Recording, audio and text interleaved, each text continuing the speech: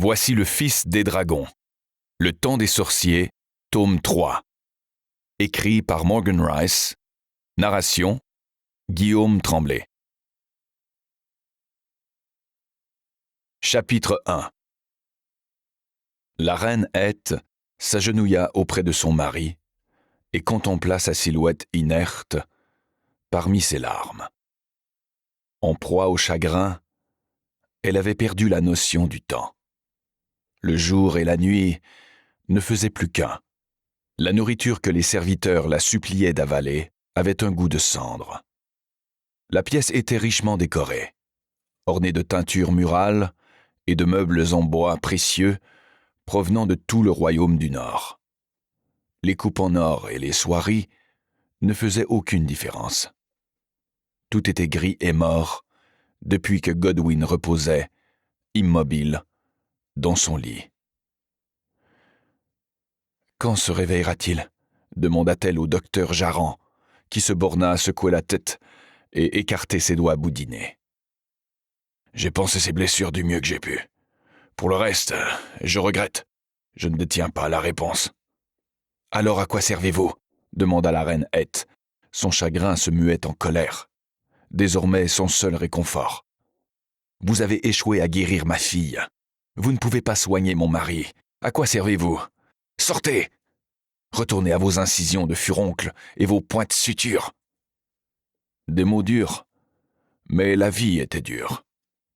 Le monde était devenu un univers peuplé d'ombres inquiétantes qui la vidaient de ses forces, lui rendaient la vie difficile. Personne ne pouvait réconforter Heth en pareil moment. Bien que son époux soit entouré de serviteurs et de gardes, Heth se sentait aussi seule qu'abandonnée en pleine nature. Mais pourquoi personne ne peut l'aider ? Se demandait-elle, agenouillée près du lit. Mais sa question demeura sans réponse. Personne n'osa.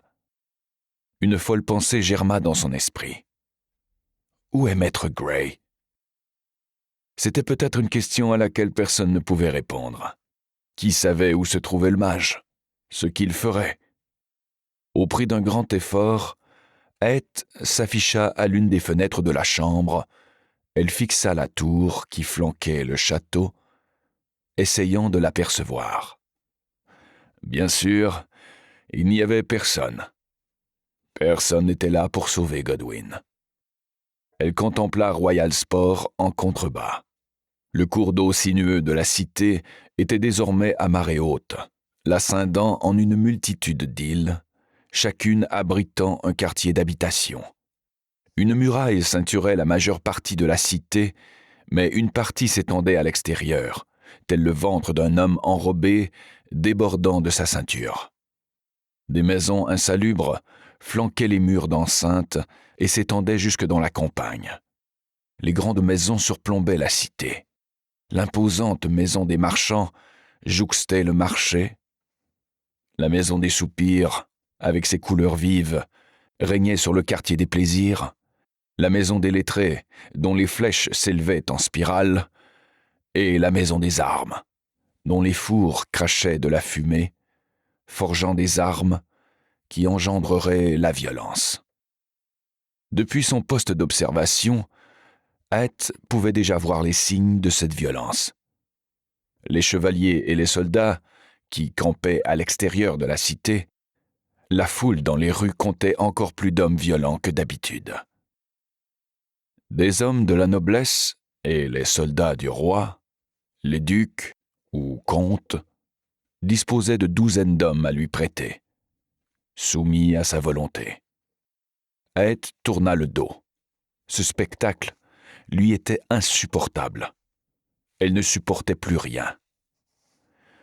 « Réveille-toi, mon époux, » dit-elle à voix basse, en retournant près du lit. « Ton royaume a besoin de toi. » Elle se pencha et déposa un baiser sur son front. « J'ai besoin de toi. » Son mari n'était plus l'homme de jadis.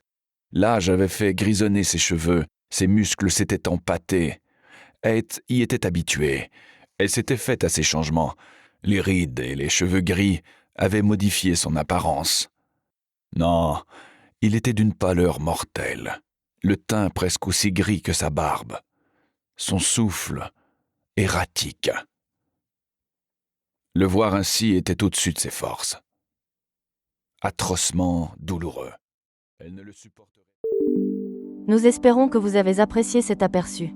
Pour continuer à écouter ce livre audio sur Google Play Livres, utilisez le lien dans la description de la vidéo.